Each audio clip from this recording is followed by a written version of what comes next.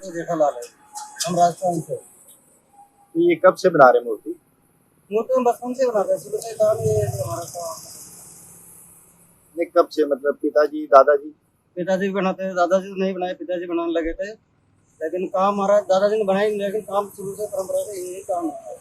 तो लगभग यहाँ तो मेरे को छोटा बड़ा भी यही हो गया हमें, लगभग 20 साल हो गया हमें यही रह रहे। मतलब ये गणपति की मूर्तियाँ अभी बनने लगी है, खैर पहले नहीं से 10 साल हो है।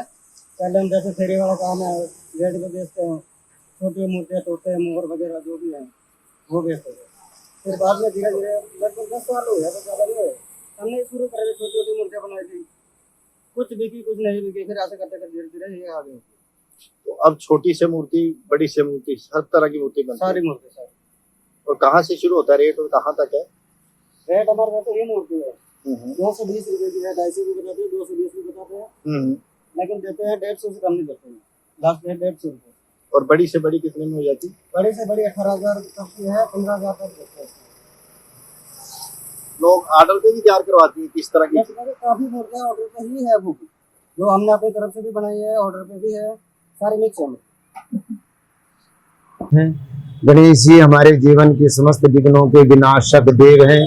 गणेश जी इस समस्त कार्यों को सिद्ध प्रदान करने वाले देवता हैं। तो गणेश जी की आराधना करना सबसे श्रेष्ठ है और प्रथम पूज्य भी है।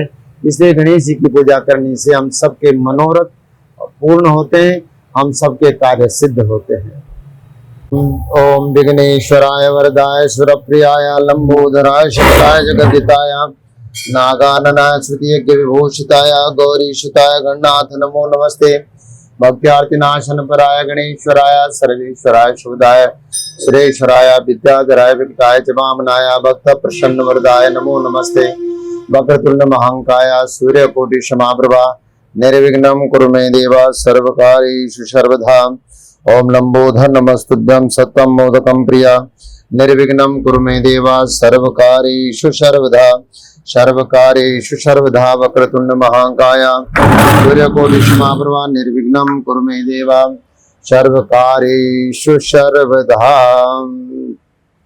हाँ जी, वो 19 तारीख दिन मंगलवार को गणेश चतुर्थी है। उससे पहले जो है वो गौरी तृतीया है, जिसको हम हरियाणा में हरितालिका तृतीया कहते हैं। तो इस दिन माँ गौरी का पूजा करते हैं। गौरी माँ के चरणों में पूजा, पत्र, पुष्प, फल जो भी अपने से बनता है उनको अर्पण करते हैं और उनसे आशीर्वाद लेते हैं। माँ गौरी सभी गृहस्थियों को सुख और सौभाग्य का आशीर्वाद प्रदान करती है।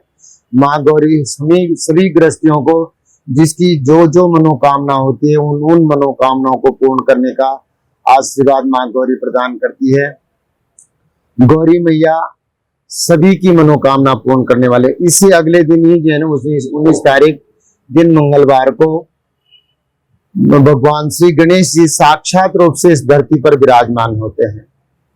इसको पहले टाइम में हम लोग कलंक चतुर्थी भी कहते हैं। इस दिन चंद्रमा के दर्शन नहीं होते हैं। जो चंद्रमा का दर्शन इस दिन करते हैं उसको बताते हैं कि कोई ना कोई उसके ऊपर कोई ना कोई ऐसा ब्लेम लग जाता है, कोई ना कोई उसको अपने जीवन में ऐसी कठिनाइयां परेशानियों का सामना करना होता है, जिसकी वजह से उसको फिर गणेश जी की आराधना करनी होती है। गणेश जी समस्त विघ्नों के विनाशक हैं। गणेश जी हमारे संकटों का संहार करने वाले हैं।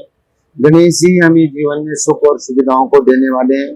और देखो, गणेश जो भी हमारे जीवन में कोई विघ्न आते हैं, परेशानी आती है, कष्ट आता है, दुख आता है, तकलीफ होती है, जो भी हमारे जीवन में ऐसी कोई परेशानी आती है, उसके लिए हमें गणेश जी की आराधना करनी होती है।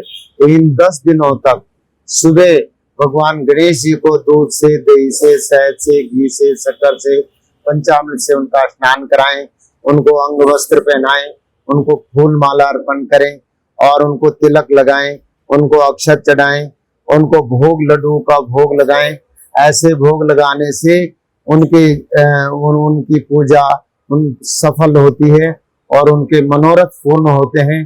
तो ये इन 10 दिनों तक जो व्यक्ति अपने जीवन में गणेश जी की स्थापना अपने घर में या अपने किसी अच्छे स्थान पर करते हैं और उनका पूजन करते हैं, तो भगवान गणेश उनके जीवन की सभी विघ्न बाधाओं को खत्म करते हैं और उनकी समस्त मनोकामनाओं को पूर्ण करते हैं। तो